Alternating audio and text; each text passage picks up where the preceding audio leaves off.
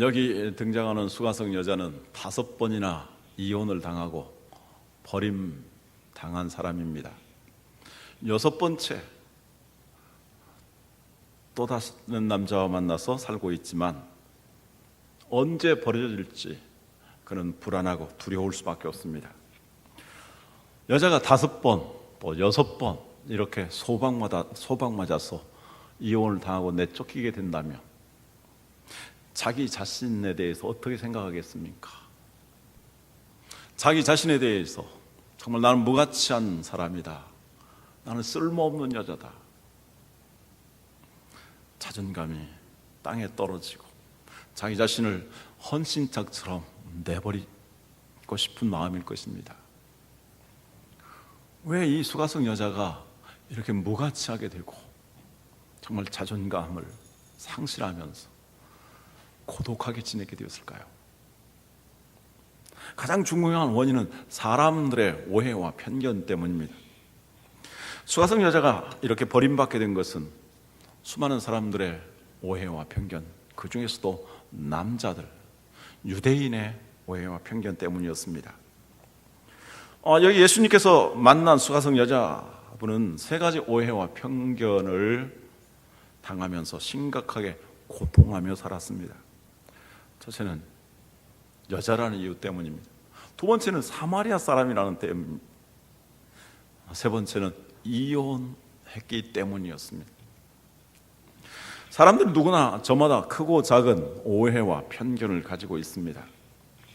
그러나 이 오해와 편견이 심각해지면 자기 자신도 또 다른 사람들도 고통스럽게 되고 불화하게 됩니다. 그래서 불행하게 됩니다. 자, 하나씩 살펴보겠습니다. 여성이라는 편견이 있습니다. 사람들의 오해와 편견 가운데 특히 여성에 대한 오해와 편견이 아주 많이 있습니다. 그것은 인류 역사 가운데 대대로 내려오는 것입니다. 세계에서 여성에 대한 오해와 편견을 가장 심각하게 가지고 있는 나라가 있다면 중동 지역에 있는 나라들입니다. 중동 지역에 있는 나라는 유감스럽게도 아브라함이 잘못하여서 이스마엘을 먼저 낳게 되었는데 그 이스마엘의 후손이 번창해서 아랍인들이 되었고 이 아랍인들은 이슬람교를 대부분 신봉하게 됩니다. 유대인들은 아브라함의 아들 이삭의 후손들입니다. 이슬람교를 신봉하는 이 사람들은 여자를 대단히 무시합니다. 하나님께서 주신 기본적인 권리, 인권도, 생존권도, 행복권도 거의 찾아볼 수가 없습니다. 제가 성지순례하면서 터키의 한 여성분을 만났습니다. 그는 한국 사람이었습니다. 한국 사람을 만나서 참 좋았습니다. 그런데 그분이 한 맺힌 이야기를 합니다. 터키에서 한국에 일하러 온 남자를 만나게 되었습니다. 남자가 너무나 의젓하고 멋있어서 마음에 끌려 결혼하게 되었습니다. 그래서 터키에 가서 살게 되었습니다. 터키는 그래도 이슬람 교도들 가운데에서도 서구화된 나라가 아니겠습니까? 그리고 이분은 이스탄불에 아주 대도시에 살고 있었습니다. 그럼에도 불구하고 그는 직업을 가질 수 있는 권리, 그리고 경제적인 소유를 가질 수 있는 권리, 주거를 이전할 수 있는 권리, 이혼할 수 있는 권리, 여권을 받고 비자를 받아서 여행을 할 수 있는, 한국에 도망을 치고 싶어도 그는 여권과 비자를 받을 수 없어서 남편의 동의와 허락이 없이는 불가능하기 때문에 그는 도망을 치고 싶어도 도망을 칠 수 없다라고 말합니다. 원리주의 이슬람권에서는 여자가 성폭행을 당하여도 남자를 처벌하지 아니하고 정숙하게 자기 자신을 관리하지 못한 그 여자분에 대해서 태장을 때리면서 벌을 가하게 됩니다. 예수님 당시 유대인들도 여자에 대한 지독한 편견을 가지고 있었습니다. 옛적에 유대인 남자들은 자기 자신이 여자로 태어나지 아니한 것에 대해서 매일 아침마다 하나님께 감사했다고 하지 않습니까? 그리고 남자는 밖에서 여자와 이야기하는 것을 극도로 꺼려했습니다. 심지어는 자기 아내나 자기 딸과도 대화하기를, 또 정겹게 맞이하기를 원하지 않았습니다. 그것은 남자로서의 자존심이 허락하지 않냐고, 남자의 채통에 맞지 않는다라고 이렇게 생각하게 된 것입니다. 우리나라는 어떻습니까? 우리나라 여성에 대한 오해와 편견, 고정관념은 없을까요? 우리나라의 속담을 보면 대부분의 여자와 관계된 속담들은 여자를 비하하는 내용이 많습니다. 대표적인 것 중에 하나, 암탉이 울면 나라가 망한다 라고 말합니다. 집안에서 여자가 큰 소리를 치게 되면 집안이 망한다 라고 말합니다. 한문을 보면은 여자가 들어가는 글씨는 대부분 좋지 않은 글씨입니다. 그 중에 여자가 셋이 모여지는 글씨가 있습니다. 간사할 간입니다. 여자가 많이 모이면 간사하게 된다는 것입니다. 그래서 여자는 머리가 좋지 않은 대신에 시기와 질투가 많으므로 여자는 남자에 비해서 훨씬 열등한 존재라고 생각합니다. 과연 그럴까요?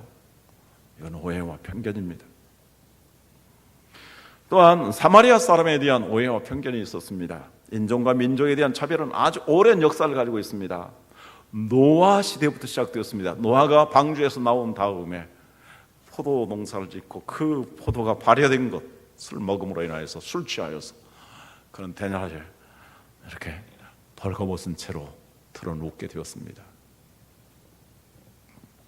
그것을 발견한 세 번째 아들 함이 형에 가서 고자질했습니다.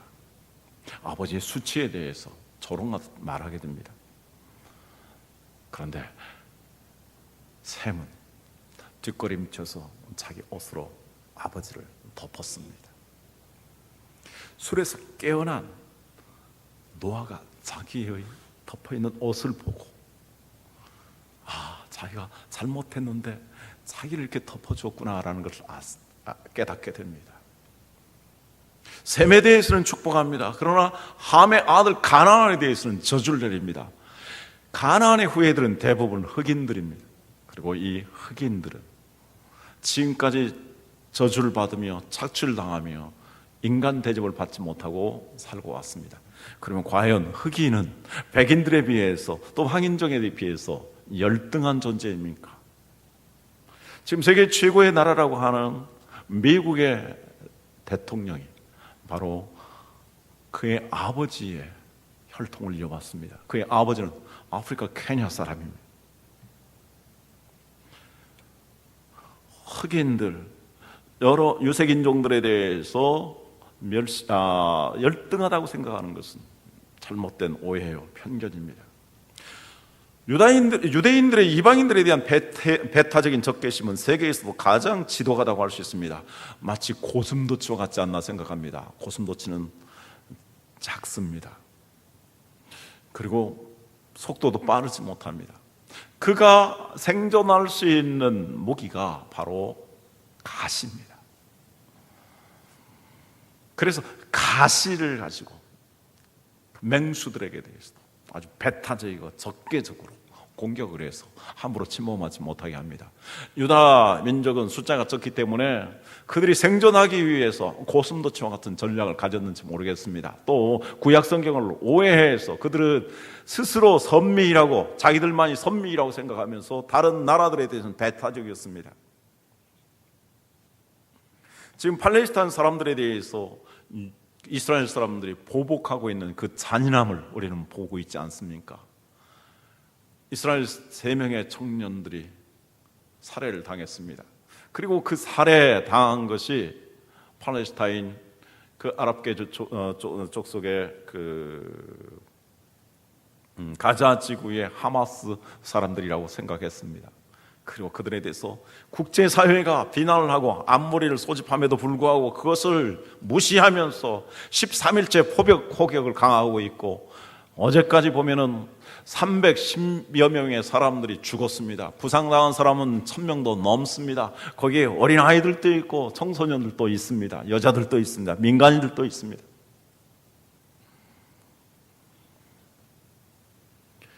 당시 사마리아 사람들에 대해 생각해 보겠습니다. 사마리아 사람들, 물론 아시리아의 침략을 당하고 아시리아의 문화를 받아들였습니다. 그들의 종교를 받아들였습니다. 그들과 결혼을 했습니다.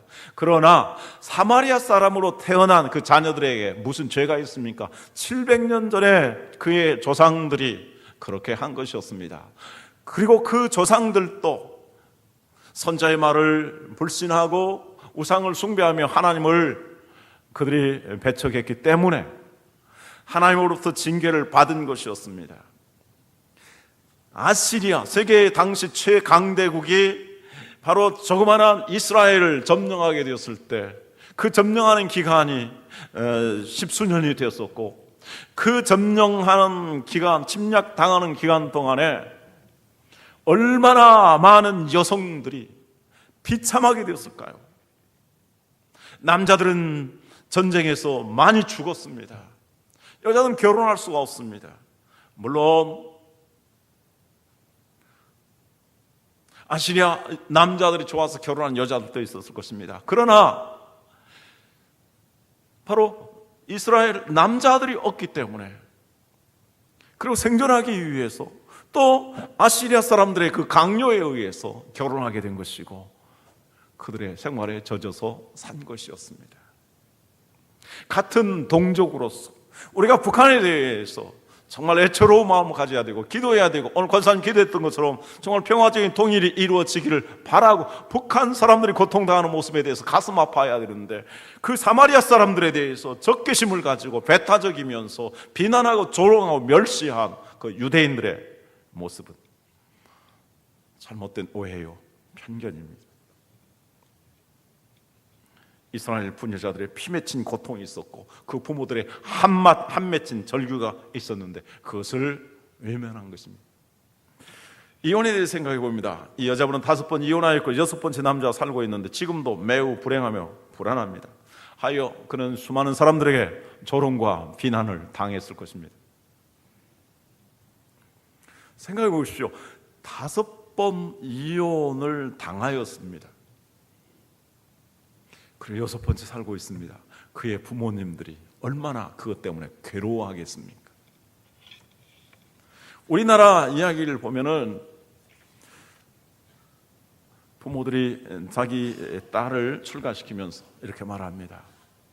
너는 서방을 받들기를 하늘처럼 받들라. 그리고 죽어도 시집 귀신이 되어서 죽을지언정, 귀신이 될지언정 다시는 집에 돌아오지 말라. 가보니 아무런 자유가 없습니다. 시집 식구들에 둘러싸여 있습니다. 그래서 보바르 여성이 한 맺힌 이야기를 한 것처럼 여성은 포위된 성이다. 결혼하게 되면 시댁 식구에 의해서 완전히 포위되어서 억압을 당하게 된다. 그가 너무나 고통스러웠어. 이제 보따리를 싸들고 집으로 가려고 합니다. 그런데 그 부모님의 말이 귀에 생생합니다. 죽어도 그 집 시집 귀신이 될지언정 돌아오지 말라. 고목나무가 핍니다. 그러나 고목나무는 아무런 말이 없습니다. 그래서 그 여자가 택하는 길은 나무에 줄을 메어서 목에 걸고 죽는 것입니다.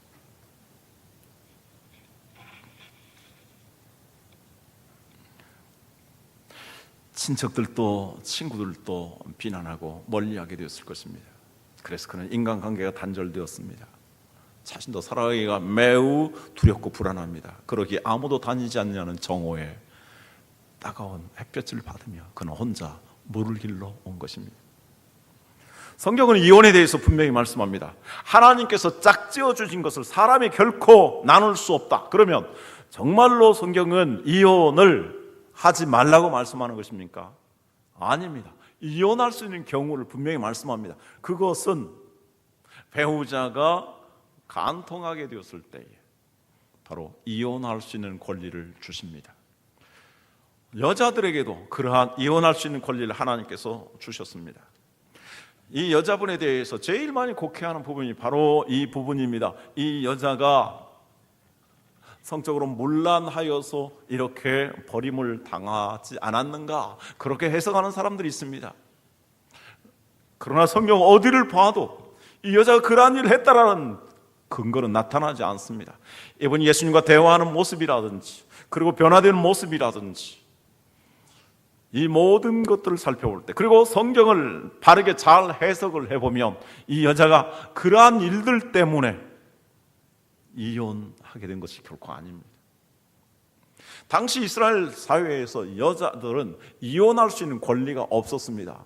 남자들이 그 여자가 못마땅하다고 생각했을 때에, 또 다른 생각을 가지게 되었을 때 여러 가지 온갖 구실을 붙여서 이혼을 하게 되었고, 그래서 여자는 이혼을 당하게 됩니다. 이혼을 당할 때 이혼 증서를 주는 것입니다. 이 여자는 이혼 증서를 5번이나 받게 되었고, 이제 6번째 결혼하고 살고 있습니다.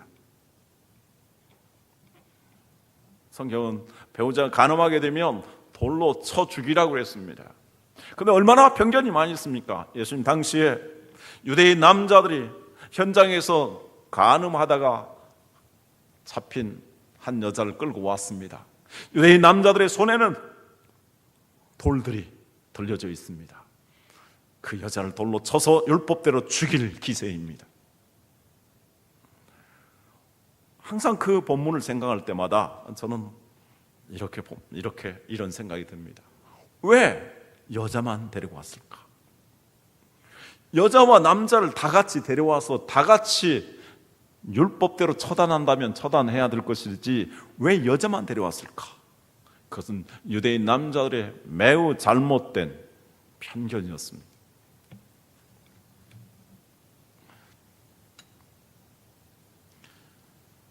신명기 24장 1절 2절에 이렇게 말씀합니다. 사람이 아내를 맞이하여 데려온 후에 그에게 수치되는 일이 있음을 발견하고 그를 기뻐하지 아니하면 이혼 증서를 써서 그의 손에 주고 그를 자기 집에서 내보낼 것이요 그 여자는 그의 집에서 나가서 다른 사람의 아내가 되려니와 했습니다. 간통을 하다가 붙잡히면 돌로 쳐 죽이지만 수치스러운 일, 온갖 허물이 있을 때, 과오들이 있을 때 이혼할 수 있도록 이혼 증서를 하나님이 허락해 주셨습니다. 그런데 나중에 유대인 남자들이 이 수치스러운 일에 여자들에게 온갖 여러 가지 구실을 붙여서 이혼 사유를 만들었고, 그래서 이혼시킨 것입니다. 그래서 이 여자분이 이혼하게 된 것은 근본적으로 이분이 아주 성적으로 불량한 그러한 여자라는 것이 결코 아닙니다. 이렇게 수많은 사람들의 오해와 편견으로 인해서, 여성이기 때문에, 사마리아 사람이기 때문에, 그리고 이혼을 했기 때문에 이 사람에 대해서 정죄를 하고 무시를 하고 멸시를 하게 되었는데, 그런데 이 여자가 자존감이 상하고 짓밟히고 그리고 자기 자신의 가치를 상실한 그때 예수를 만납니다. 예수를 만나고 난 다음에 완전히 180도로 달라집니다. 왜 그랬을까요? 예수 그리스도께서 사람들의 오해와 편견을 깨뜨리셨기 때문입니다. 예수님께서 수가성 여자를 만나셨습니다. 이것은 매우 획기적인 사건입니다. 유대인 남자가, 유대인이 사마리아로 가게 된다. 사람으로 취급하지 않았었고 개나 돼지처럼 취급했던 이 사마리아 사람, 예수님의 제자들도 예수님에게 만류를 했었는데 예수님은 의도적으로 의지를 가지고 이 사마리아를 통과하셨습니다. 사마리아 사람들에 대한 수많은 오랫동안의 그 오해와 편견을 깨트리고 주님은 가신 것입니다. 예수님이 이 여자를 만나셨습니다. 그리고 그 여자와 대화하셨습니다. 그걸 한 여성, 아니 하나님이 창조하신 한 사람으로서 존중하시면서 그와 대화를 하신 것입니다. 친절하고 정중하게 대하셨습니다. 호의적으로 이야기하시면서 귀한 선물, 영원한 생명수를 주겠다고 약속하시고 축복하셨습니다. 예수님은 여자에 대한 오해와 편견을 사정없이 깨트리신 것입니다. 예수님은 이혼이라는 그녀의 아픈 상처를 건드리셨습니다. 그러나 그를 그것 때문에 결코 정죄하지 않았습니다. 당신의 말이 옳소. 이혼에 대한 유대인 남자들의 편견이 잘못된 것이요, 지금 살고 있는 당신의 남편, 그리고 이혼한 남편들, 그들이 진정 당신을 사랑한 사람이 아니에요. 그러면서 그 여자를 정죄하지 않냐고, 여자에 대해서 긍정하셨습니다. 여자에 대해서 격려하셨습니다. 여자에 대해서 희망을 예수님이 주신 것입니다. 예수님은 당시에 잘못된 이혼관을 깨뜨리셨습니다. 마태복음 19장 3절에서 9절에 그것을 말씀합니다. 바리새인들이 예수께 나와 그를 시험하여 이르되 사람이 어떤 이유가 있으면 그 아내를 버리는 것이 옳으니까? 예수께서 대답하여 이르시되 사람을 지으시니가 본래 그들을 남자와 여자로 지으시고 말씀하시기를 그러므로 사람이 그 부모를 떠나서 아내에게 합하여 그 둘이 한 몸이 될지니라 하신 것을 읽지 못하였느냐? 그런즉 이제 둘이 아니요 한 몸이니 그러므로 하나님이 짝지어 주신 것을 사람이 나누지 못할지니라 하시니 어찌 여짜오되 그러면 어찌하여 모세는 이혼 증서를 주어서 버리라 명하셨나이까?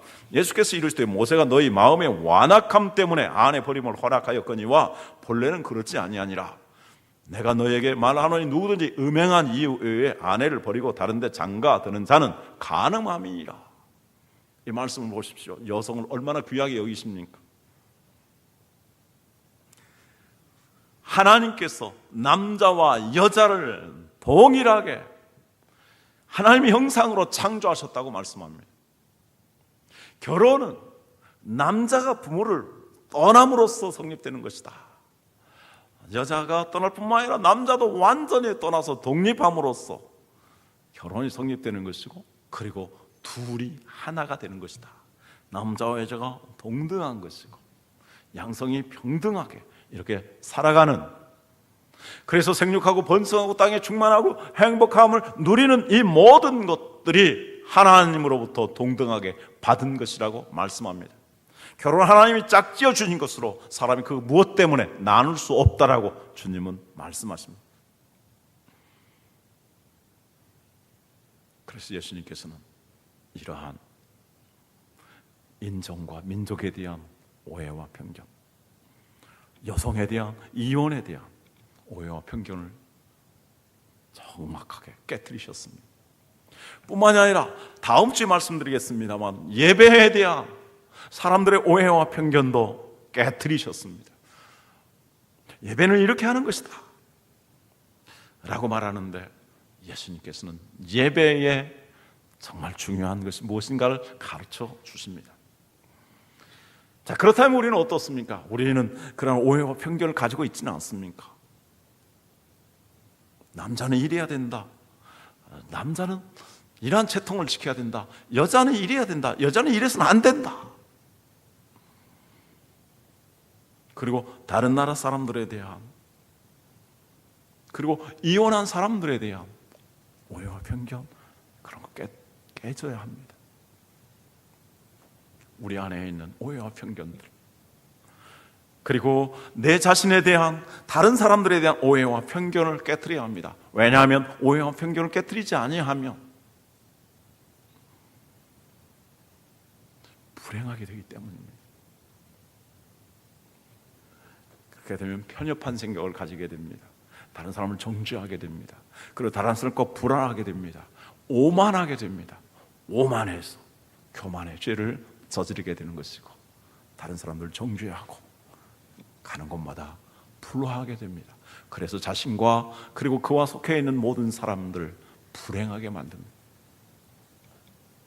그러므로 우리는 세상의 잘못된 편견과 고정관념들을 예수님의 이름으로 깨트려야 합니다. 예수 그리스도의 복음이 들어가면서 세상이 얼마나 달라졌습니까? 남자와 여자가 달라졌습니다. 얼마 전에 한 방송에서 딸들의 시대가 온다 라는 프로그램을 방영했습니다. 딸들이라는 말이 재밌습니다. 지금 기성세대화된 여성들은 아직도 그러한 남성 중심의 사회 속에서 영향을 받으며 살아왔습니다. 그러나 이제 자라는 우리 딸들은 날개를 달면서 사는 시대가 올 거라 이야기를 하고 있습니다. 옛날에 남자들은 가능한 한 공부를 최대한 시켰습니다. 그러나 여자들이 뭘 공부하느냐라고 공부를 잘 안 시켰습니다. 그 가슴 아픈 상처가 우리 가정에도 있습니다. 제 누님하고 저하고 같이 초등학교에 같은 해에 들어갔습니다. 같은 반에서 공부를 했습니다. 제 누님은 처음에 저보다 훨씬 더 공부를 잘했습니다. 그리고 나중에는 아주 막상막하였습니다. 그런데 우리 가정이 어려워지자 제 누님은 중학교를 포기하고 일터로 나갔습니다.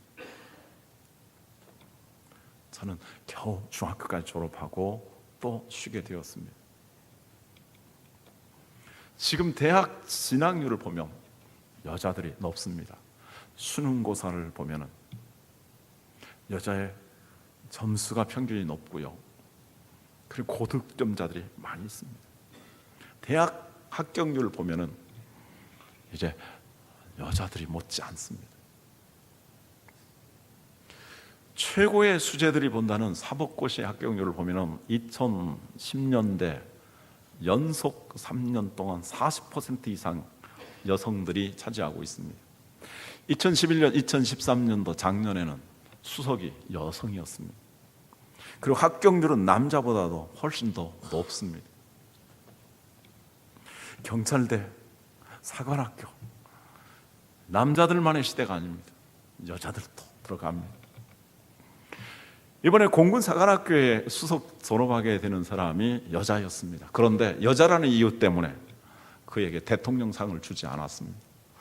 이것 때문에 국회에서 수많은 논란이 되었습니다. 그리고 앞으로 법을 바꿔야 된다. 여자에게도 대통령상을 주어야 된다. 이렇게 말하고 있습니다. 작년에 미국에 박사학위를 받은 사람들이 여성이 59%입니다. 여성들이 공부를 못합니까? 결코 그렇지 않습니다. 왜 이런가에 대해서 미국의 정신신경분석학자인 루안 브리젠덴이라는 사람이 남녀의 차이를 뇌 구조에 있다고 밝혔습니다. 남자와 여자의 뇌 구조는 99%가 똑같다고 합니다. 그러나 신경계를 조절하는 이 세포가 1% 정도인데 그 신경계를 조절하는 세포가 여성들에게 평균 11%가 많다고 합니다. 그래서 여성들이 감정에 대해서 아주 예민하고 섬세하고 잘 발달되어 있고요. 그리고 기억을 매우 잘하게 된다고 합니다. 그래서 여성들은 순발력 있게 언어를 구사할 수 있는 능력이 남자들보다 훨씬 높고요. 남자들이 보통 하루에 7천 정도의 단어를 사용하게 된다면 여자는 2만 개 정도예요. 그래서 3배 정도의 말을 잘하게 된다고 합니다.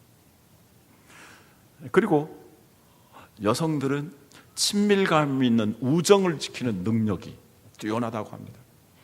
그리고 불안한 가운데서 화목하게 그 조절하는 능력이 여성이 뛰어나다고 말합니다. 반면에 남성들에게는 활동적이며 공격적인 세포가 여자들보다도 2.5배가 더 높다고 말합니다. 그래서 옛날에는 활동적이면서 힘이 있고 공격적으로 일하는 일에 있어서는 남자가 단연히 앞장섰었고 남성 우월 시대가 되었지만 지금은 정보의 시대가 되었고 앞으로는 힘 없이도 얼마든지 머리를 가지고 기억을 가지고 일을 할 수 있기 때문에 여성들이 날개를 다는 시대가 올 것이다 라고 말합니다. 여자가 갱년기가 지난 후에 그런데 이러한 것들은 학습과 훈련 그리고 호르몬 조절을 통해서 변할 수 있다라고 말합니다. 여성들이 갱년기가 지난 후에 남성 호르몬이 분비가 됩니다. 이때부터 여자들이 좀 더 거칠해지고 강해집니다. 이때부터 남자들은 눈치를 봐야 살 수 있습니다. 여성들이 놀라운 신경계의 그 능력들을 가지고 있는 데다가 남성적인 힘과 그리고 강인함을 가지게 되면서 남자들은 눈치를 보면서 살지 않으면 안 되는 것이죠. 그러나 여자가 남성 호르몬이 강해져서 이렇게 거칠고 우악스럽고 남성을 무시하는 것은 결코 좋아 보이지 않습니다. 여성 호르몬이 잘 나왔으면 좋겠습니다. 그래서 정말 남자들 생각해 보십시오. 예수 그리스도로 말미암아 남자들이 얼마나 정말로 신사들이 됐습니까? 예수 믿는 남편들, 얼마나 좋은 남편들이 많이 있습니까? 이 사회도 이제 남자들도 그 예수 그리스도의 복음의 영향을 받아서 여성을 무시할 수 없게 되었습니다. 폭력을 가했다가는 살아남지 못합니다. 재산도 반절 나눠야 됩니다. 이제는 연금까지도, 미래 받게 되는 연금까지도 나누라고 대법원에서 엊그저께 판결을 내렸습니다. 인종과 민족에 대한 편견과 고정관념이 달라졌습니다. 미국과 선진 유럽을 보십시오. 편견이 없어졌습니다. 미국이라는 나라, 정말 기독교 복음 안에서 세워진 나라입니다. 모든 민족, 모든 혈통들을 다 받아들입니다. 그리고 어우러져 삽니다. 반면에 러시아, 일본, 북한, 중동, 이슬람 교도들을 보십시오. 그들은 편협하게 살고 있습니다. 다른 나라들이 적대적입니다. 공격적입니다. 그럼 어떻게 해서 선지국을 만들고 어떻게 해서 역사를 바꿔가는 것입니까? 무엇 때문입니까? 그것은 예수 그리스도의 복음입니다.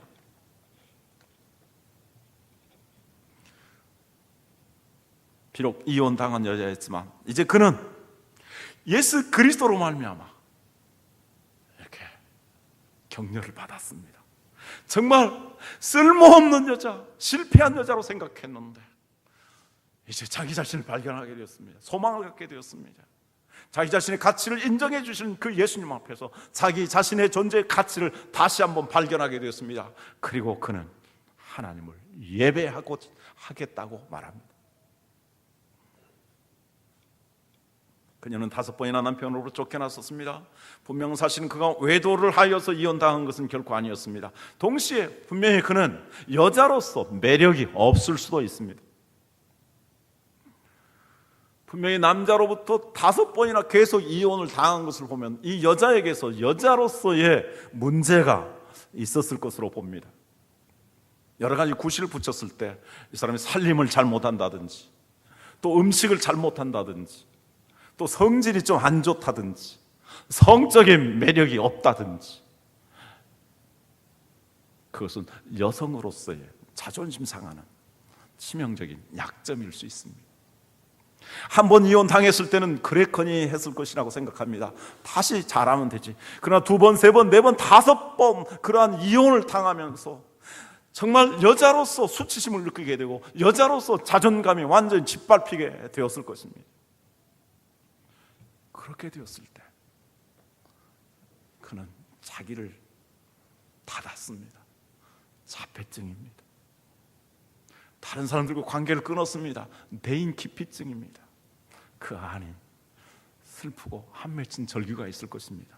우울증에 사로잡혔을 것입니다.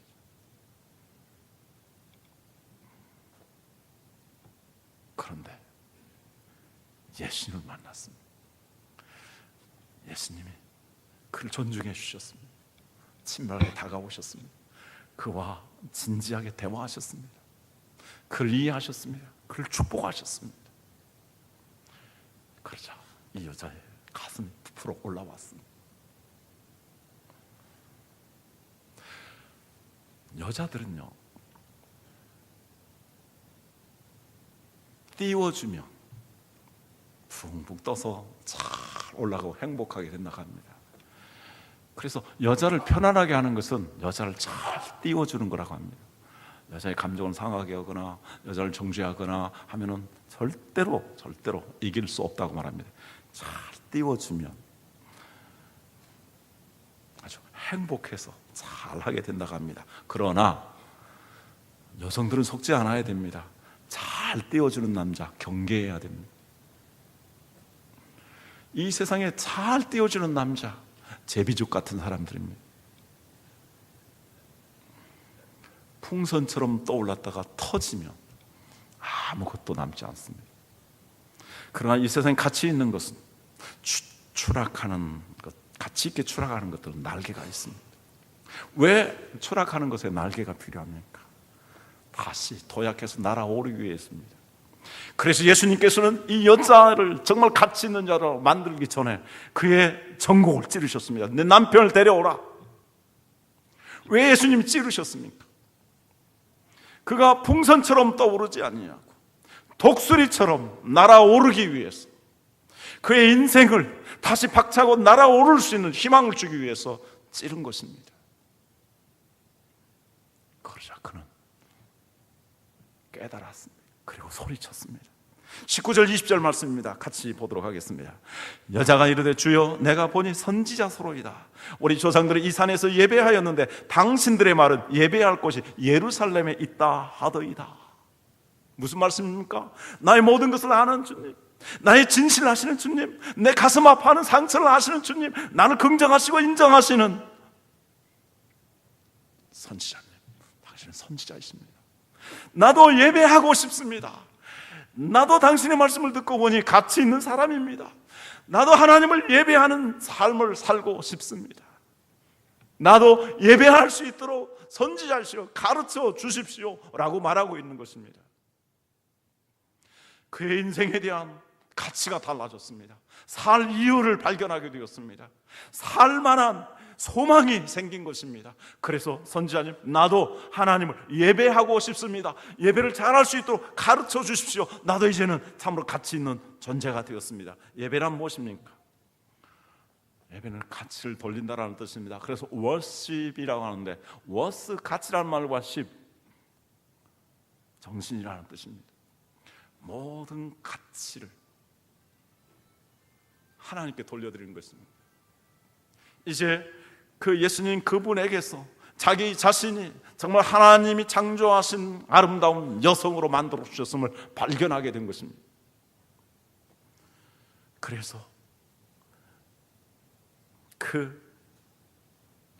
아직은 예수님인지를 알지 못하지만 그분에 의해서 자기 자신을 발견하고 하나님을 예배하고자 하는 소망을 말하고 있는 것입니다.